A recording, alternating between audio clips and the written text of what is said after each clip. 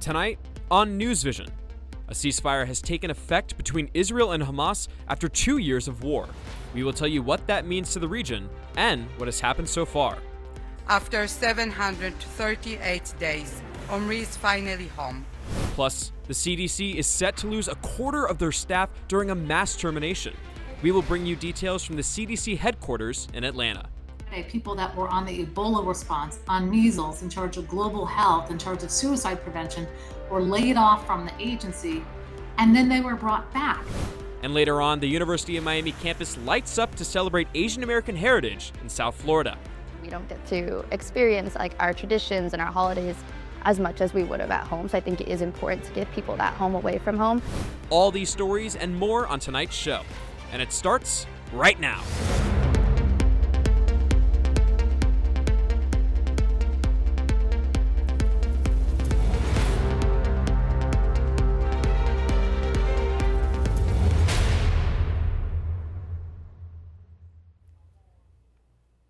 Good evening and welcome to this week's episode of NewsVision. I'm Johnny Mushton. And I'm Taryn Jacobs. Thank you for joining us.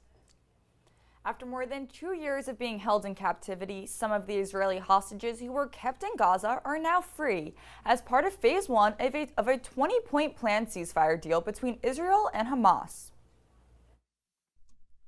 The ceasefire was brokered by President Trump and leaders from Egypt, Turkey, and Qatar. It went into action on October 10th. As part of the agreement, Hamas has to return the Israeli hostages who were held captive. On October 7, 2023, Hamas took more than 250 people hostage. At the time the ceasefire took effect, there were 20 hostages still alive in captivity and 28 others presumed dead. Vans owned by the Red Cross entered Gaza City in the night to bring home the living hostages. And families have now reunited with their loved ones who were held in tunnels for years. After 738 days, Omri is finally home. Ronnie and Alma ran into their father's arm, and he heard them say, Abba, Daddy, again.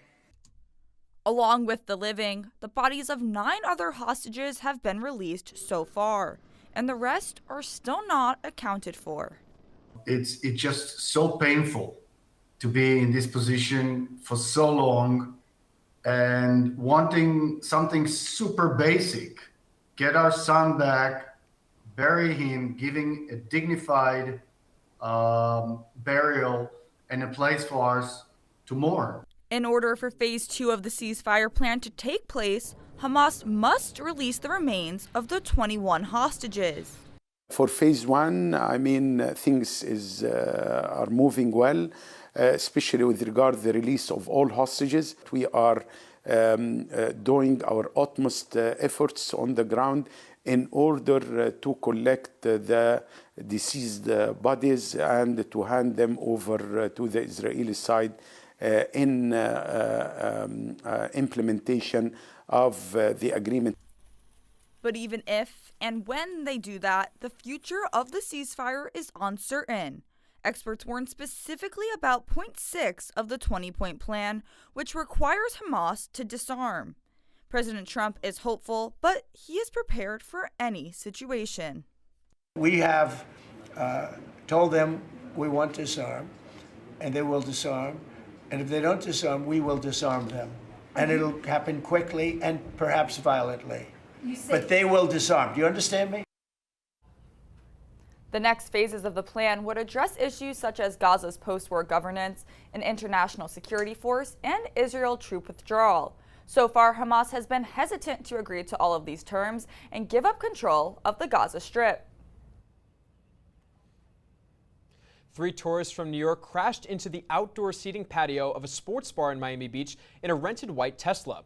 The men then exited the vehicle and began removing items from it before running away from the scene, jumping over a fence to escape. Surveillance video shows the car slamming into chairs and tables outside of Norman's Tavern, 5 miles north of Ocean Drive, before stopping after it hit a palm tree. Miami Beach PD detained 2 of the suspects who were released with no charges, but the third, who is the suspected driver, is still at large. Nobody was injured since the crash happened Sunday morning, 3 hours before the bar opened. It was a much happier scene 5 miles south of that establishment, as one Miami music legend has gotten recognized for her contribution to the city's Hispanic music history. A stretch of 13th Street in Miami Beach will now be known as Gloria Estefan Way, after the lead singer of the band Miami Sound Machine that created all-time hits like Conga.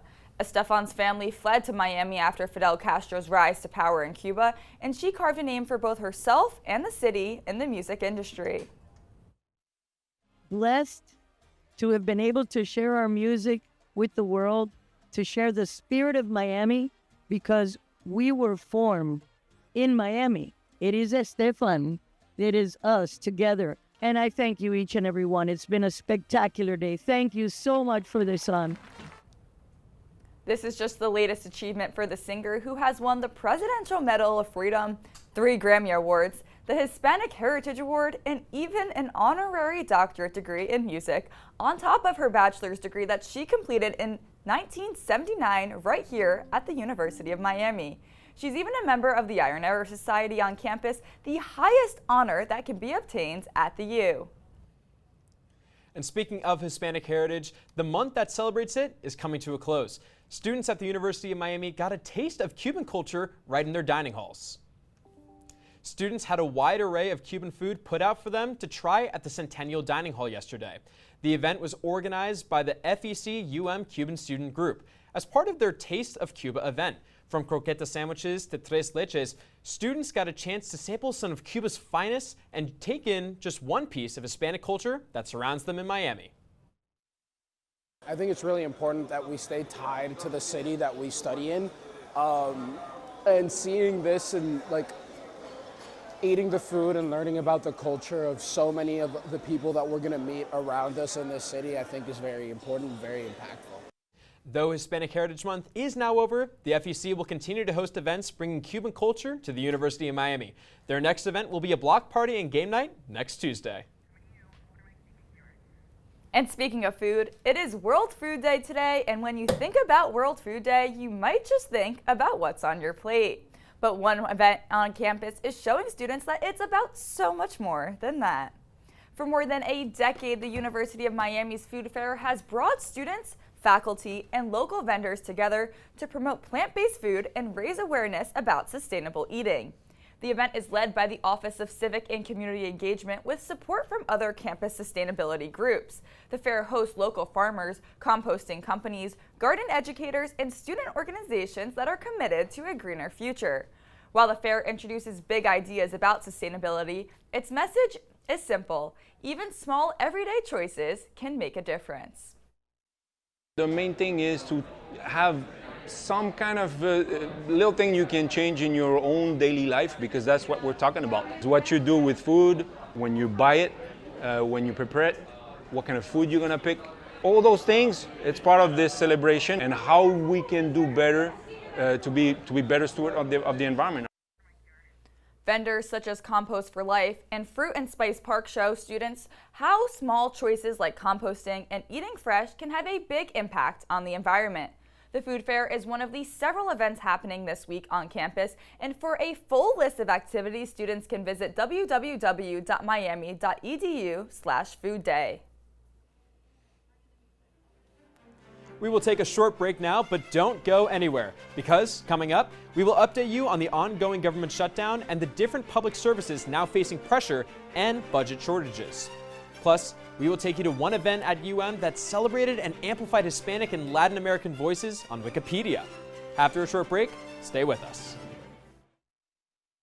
Hey, Kevin, you thinking about retirement? Of course I've thought about it, but there's all this stuff in the way. Oh, you're not kidding. The house, the kids are going to college. My new car. Car? You bought a new car? Oh, hey, you should meet my friend Avo. Avo's a retirement coach. He'll help get you started. But what does Avo tell you to do? You don't know? Focus on your future. Your goals can still be met. But how? Target your tomorrow. And use the Avo bet. You sing? Not really. A is for taking action. Start off with a plan. You built these letters? Yep. V is for variety. There's so many ways you can I follow you. Come on. O's for optimize your savings. Let Avo lead the way. Visit aceyourretirement.org today. Nice sign. Thanks, I made it myself. Cool.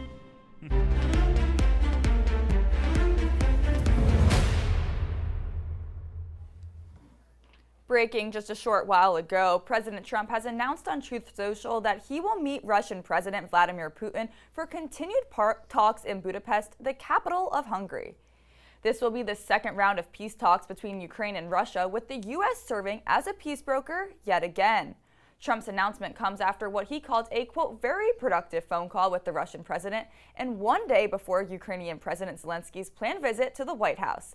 This comes amid Trump's pending decision on whether or not to supply Ukraine with long-range Tomahawk missiles, which could be used to strike targets deep inside Russia and allow Ukraine to go on the offensive. President Trump is taking stronger action in Venezuela, giving the CIA more authority and pointing to recent drug strikes as his reason. Trump says he's authorized the CIA to operate behind the scenes, but did not clarify if that includes direct action against President Maduro. He claims Venezuela has been emptying its prisons into the U.S. and that drugs are flowing in through maritime routines. The U.S. military has carried out at least 5 strikes off the coast, killing 11 suspected smugglers. Trump says the strike supports moving against Venezuela on land. Authorized for 2 reasons, really. Number one, they have emptied their prisons into the United States of America. We have a lot of drugs coming in from Venezuela, and a lot of the Venezuelan drugs come in through the sea, so you get to see that. Trump says he's now considering land strikes, claiming maritime threats are under control. Experts warn that giving the CIA new powers without oversight could break U.S. and international law. The federal government has been shut down for more than 2 weeks now, approaching what could be the longest shutdown in U.S. history. Treasury Secretary Scott Bessent says that the shutdown is costing the economy almost $15 billion a week, with that number potentially rising as the shutdown continues. Despite this, lawmakers are still struggling whether to negotiate or decide on an effective way to fund the government, with many saying this shutdown could continue for much longer. I think this will be the longest shutdown in the history of ever. And I don't say that happily. I don't say that proudly. I'm just saying that realistically. The chair of the Federal Reserve says that the shutdown can start to affect federal workers in the long run from managing the nation's economy effectively. While the government is shut down, essential workers like military service members and TSA agents are not paid, but given the promise of back pay. And amid the government shutdown's uncertainty, one federal agency in Atlanta and its employees are being uniquely affected. Emma Balleste is at the headquarters of the Center for Disease Control in Atlanta. Emma, what's the situation over there?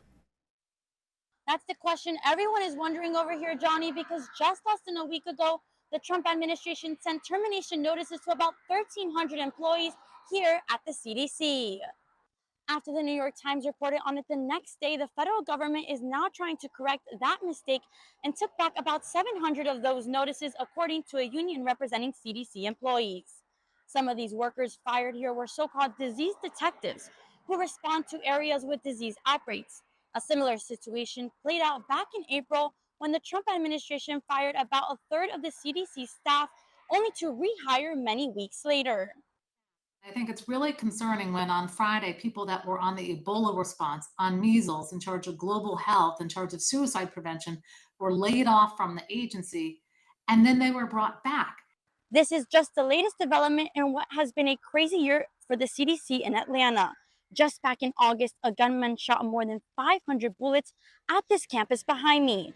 Later that month, HHS Secretary Robert Kennedy Jr. fired the CDC's director after he said she had told him that she was an untrustworthy person. This new wave of firing and rehiring only adds to the whiplash employees working here are experiencing under this administration. Reporting for UMTV in Atlanta, I'm Emma Balleste.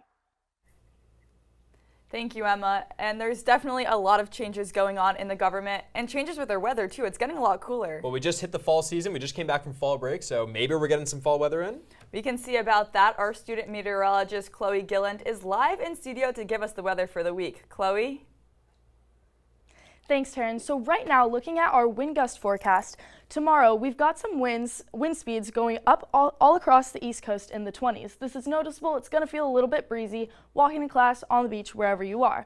However, it will calm down overnight, down into the single digits, but as the morning increases and throughout the day, it will increase towards just normal wind speeds.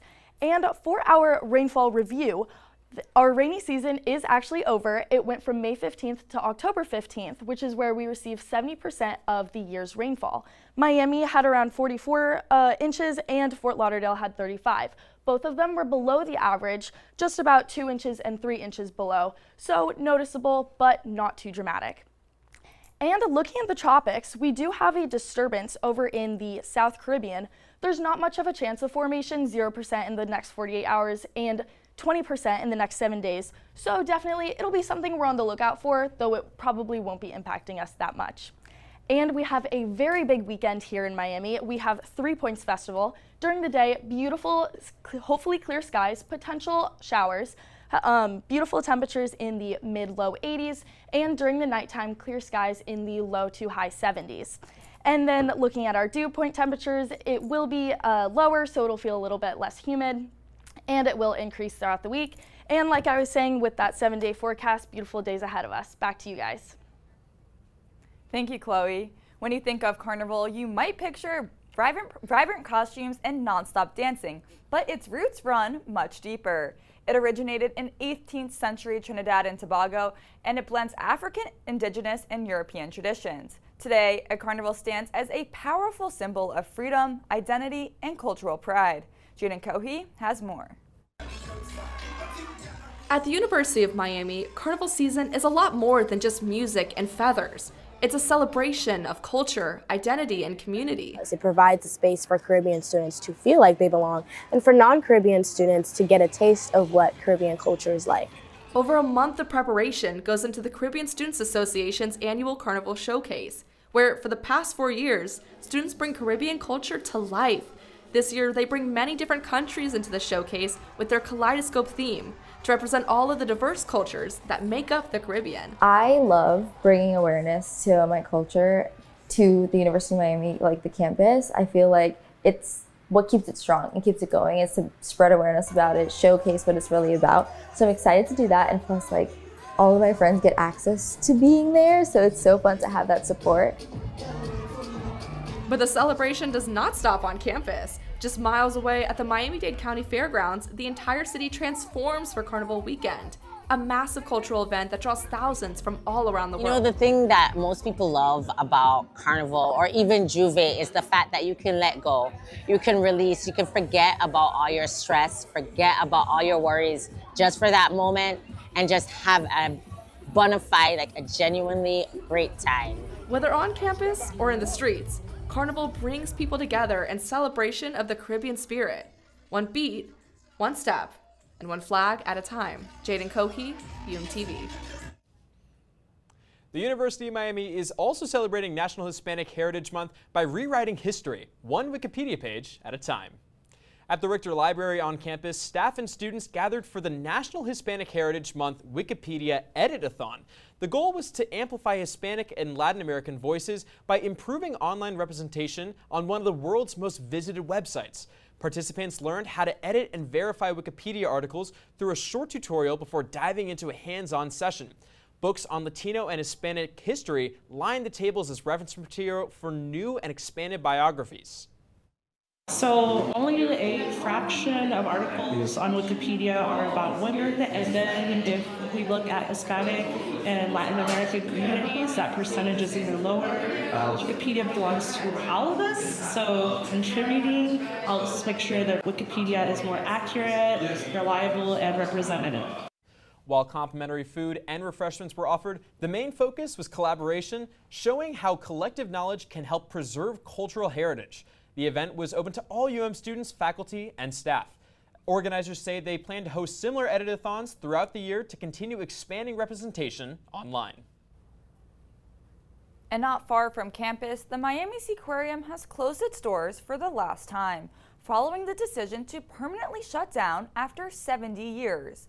After decades of public outrage and reports of animal cruelty, Miami's Seaquarium permanently closed on October 12th. The parent company of the Oceanarium filed for bankruptcy back in March, moving the county lease to a developer which plans on redeveloping the property. The plans include an aquarium and research center, green public spaces, a public baywalk, retail spaces, and restaurants. Animal rights groups celebrated this closure due to years of allegations of animal abuse, with reports of poor water quality, unsafe enclosures, and staff forcing animals to perform tricks. While the park reopening is not yet confirmed, the company created a park transition and animal relocation plan to safely transfer the sea animals to new facilities across the country. Coming up on NewsVision after the break, we take you to the Miami Hurricanes football against Louisville this Friday and what the Hurricanes need to do to lock down another win.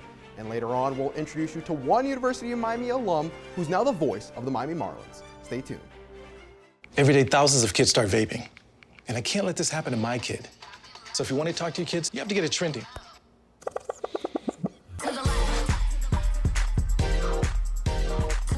No, you're doing it wrong.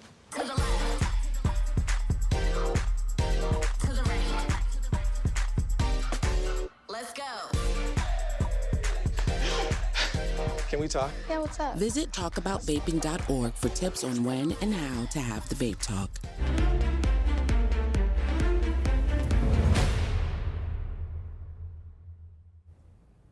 The annual Lantern Festival, hosted by the University of Miami's Asian American Students Association, is lighting up campus once again. Amanda Muhammad is live at the School of Architecture courtyard to tell us more about the celebration and its cultural significance. Amanda? Here at the School of Architecture courtyard, the Lantern Festival is more than just a student get-together. It's a celebration of culture, community, and creativity. The Lantern Festival, which is also known as the Mid-Autumnal Festival, is celebrated in Asian cultures across the world to honor the connection between the movement of the moon and the change in seasons, both of which contribute major factors to agricultural production and harvest season. Now, behind me here are several different student organizations tabling, including the Japanese Culture Club, Multicultural Student Affairs, and many more. This festival is an equivalent to American Thanksgiving, so there is plenty of food, carnival games, and even wishing lamps to help bring good luck into the changing season. I think, well, at least for the Asian American community in particular, we are such a small portion of the population here. So I feel like people don't know enough about our culture. And like for those of us who are Asian American, we don't get to experience like our traditions and our holidays as much as we would have at home. So I think it is important to give people that home away from home and to teach other people about our culture as well. Now, once students get to 5 different organizations' tables, they can pick up free mooncakes, boba, and materials to make their very own lantern. Now, the wooden bases of these lanterns were actually made by UM's architecture fraternity, Alpha Rho Chi, and students can decorate them however they want before releasing them into Lake Osceola. Now, if you'll excuse me, I think it's time UMTV gets some representation out on the water. Reporting live from the School of Architecture, Amanda Muhammad, UMTV.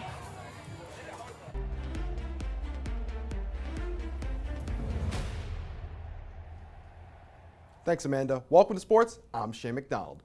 With the Canes on another bye, Miami fans found themselves without Hurricanes football again. But over in the pros, the Dolphins found themselves in a tight, down-to-the-wire game against the Los Angeles Chargers. Let's head to Hard Rock Stadium for the highlights. Dolphins taking on the Chargers, a tale of 2 quarterbacks drafted, one right after the other. And it's going to be Devon Achane breaking around the right side. He's going to go down the sideline, 30, 20, 10, and touchdown. Achane getting the Dolphins' first points on the board. Now it's Justin Herbert stepping up in the pocket, rolling to his right. He's going to find Ladd McConkey, the second-year wide receiver. You're going to see a bunch of him today for the Chargers. Now the Dolphins trying to respond. Tua going over the middle. It's going to be picked off. Tua turning the ball over in a crucial moment. The Chargers going to capitalize with this dump off to Kamani Vidal in replacement of the injured Amarion Hampton. He's making the most of his opportunities. Another guy making the most of his opportunities, Devon Achane, scoring this touchdown, getting the Dolphins back in this one. Tua finding Darren Waller, who's made plays week after week since returning from injury and retirement. But Justin Herbert, they call him the if man, but there's no if, ands, or buts about this one. To Ladd McConkey, who makes a man miss, goes down the sideline, brings the Chargers right into field goal range, and with the game winner, it's Dicker, the kicker, right between the uprights. 29-27, Chargers win this one over the Dolphins. The Dolphins lose another close one as turmoil seems to be brewing in the locker room. with quarterback Tua Tagovailoa calling teammates out for arriving late and not showing up to player-only meetings. At 1-5 on the season, the Dolphins are currently the 4th worst team in the league and are 1 game out of last place in the AFC East.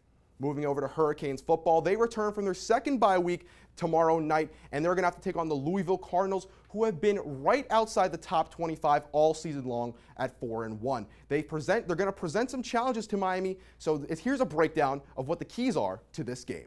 Louisville is going to present a lot of challenges to Miami, but Miami's going to have to stop it first off here by getting to Miller Moss. Moss was sacked 5 times last week, and when pressured, he's not very mobile and he's turnover prone. Miami's defensive line, led by Heisman candidate Ruben Bain, can make it a long night for him. Next up, it's going to be, can't let that bell ring. Chris Bell Jr. is one of the best receivers in college and is coming off a 12-catch, 170-yard, 2-touchdown performance. Miami's going to need to keep him in check to keep Louisville's offense limited. And last, but most importantly, 4 full quarters. Last game against FSU, Miami's offense stalled out and let the opponent back into the game. Louisville has made some comebacks this year, including a 17-point comeback against Pitt, and so the Canes have to keep their foot on the gas to take this one home.